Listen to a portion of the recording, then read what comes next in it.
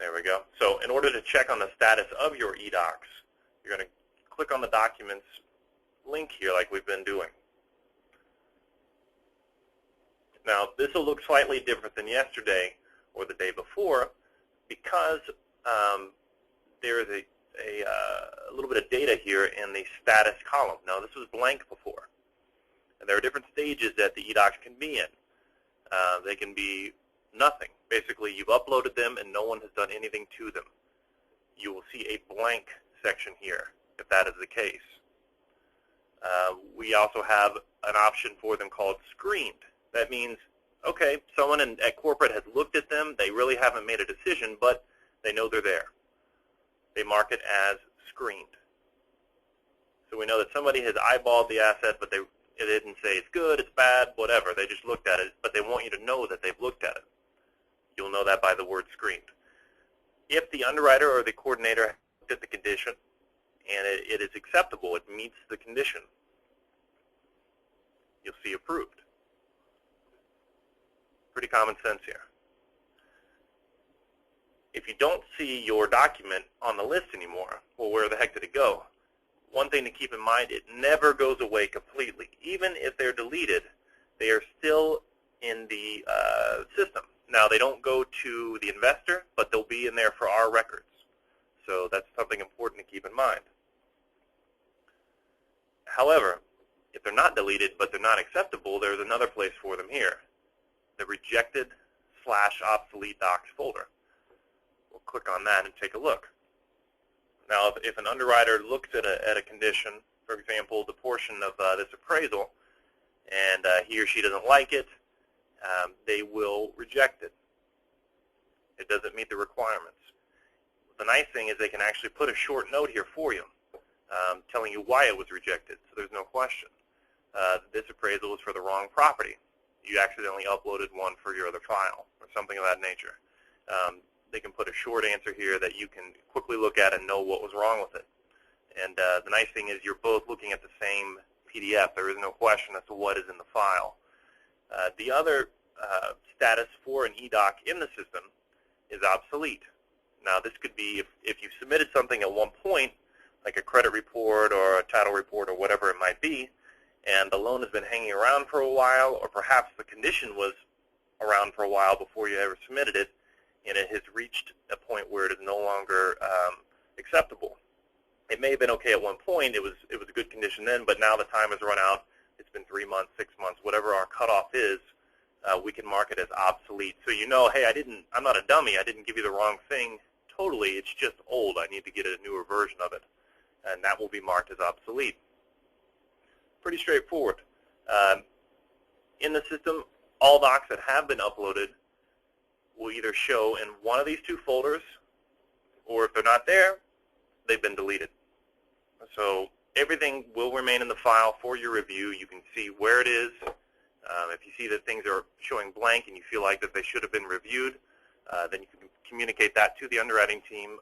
If something is showing rejected, you can quickly see that and know, hey, I need to do something about this, either question why, recognize what I've done wrong, and upload the right thing, et cetera, et cetera. One other thing I wanted to touch on that is kind of random, but is a useful tool, and I probably should have done it the first day, is something called the snipping tool. Now, you may not all have this. What it allows you to do is to highlight a portion of the screen and capture it instead of doing a full print screen. Now, the reason this is useful is when we talked about making things into a PDF, you have this chunk that you think is important. You want to turn it into a PDF.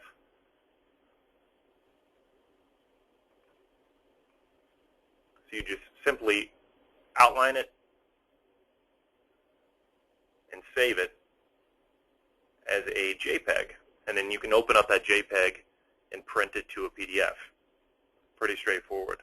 Now, I know that not all of us are using the same version of Windows. I believe I have Windows 7, and it has this feature. And I believe it's just called, it's just snipping tool. You might want to look in all programs if you don't see it and search. It's most likely in the accessories folder.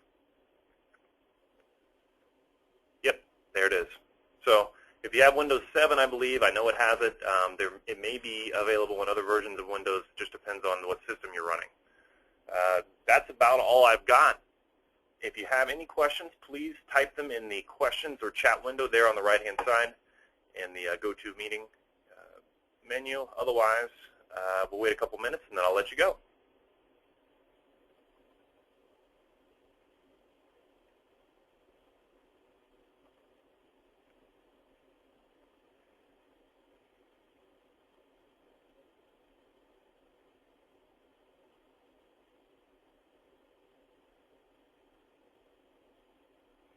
Okay. I got one question here.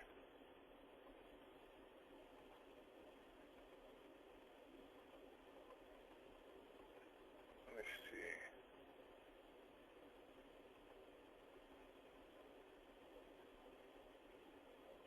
Ortiz is asking, when we upload conditions for the underwriter to review, let's see, it looks like he's halfway through it. Do we upload to the conditions folder, or my guess is he's asking, do we upload to a specific folder? That's a very good question. We haven't completely figured out the flow yet, and we're going to let you know. But right now we're trying to determine, do we want the branch to sort the file out for us, or do we feel like it's more efficient for it to come in a lump, and for the ones that don't have barcodes or aren't, easily sortable by barcodes, do we want an internal staff member to do the sorting? The great question. It hasn't yet been hammered out yet, but we will definitely communicate that to you so we're all on the same page once we do roll this out. Okay. Got another question. Let's see.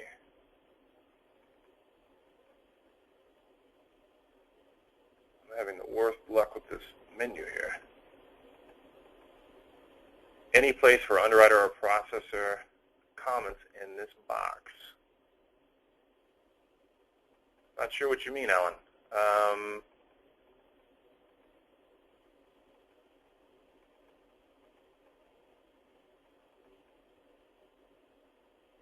see if I can. I'm at the worst luck of all time here. Let me blow this up.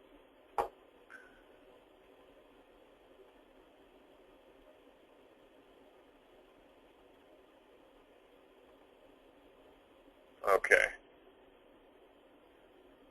Any place for underwriter or processor comments in this box? We do have an internal comments spot here. Now, I will be honest with you. I need to test this from a branch point of view. I am looking at this from my point of view at the moment, and I'm able to see everything. I believe that the only thing you'll be able to see at the branch level will be, if it's rejected, there'll be something here. Now, there is a spot for internal comments here, but just based on logic, my guess is that the internal comments will be reserved for internal users only. And again, that may be something that we can turn on and off for you. Perhaps we'll initiate a flow where they will mark something here in the description if they need to communicate something to you that way. That's a very good question. And we are open to suggestions. Once we do roll this out, we know, because nobody's perfect, that we're going to miss a couple things here and there that suggestions will help solve. You'll see it from the sales side. You'll say, hey, you guys didn't think of this, or you didn't think of that. And we will do our best to tweak it so it fits everyone's needs. Ortiz, I cannot hear, in case you're curious still.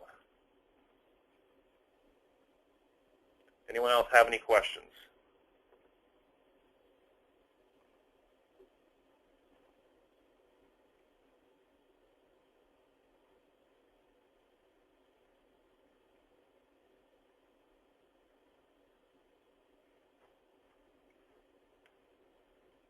Okay, guys, appreciate your patience this morning with the technical difficulties and your questions. If you think of something else, shoot me an email. I will throw this up on the training channel for future review. This is the last little training session for eDocs. If you do have any questions again, or you're confused about some of this, please let us know. Again, we'll get the map out to you once we've hammered out, fine-tuned the flow in both internally and what we think will work best externally there at the branch level, and that should be coming to your branch shortly. Thanks for joining, guys, and make it a great day.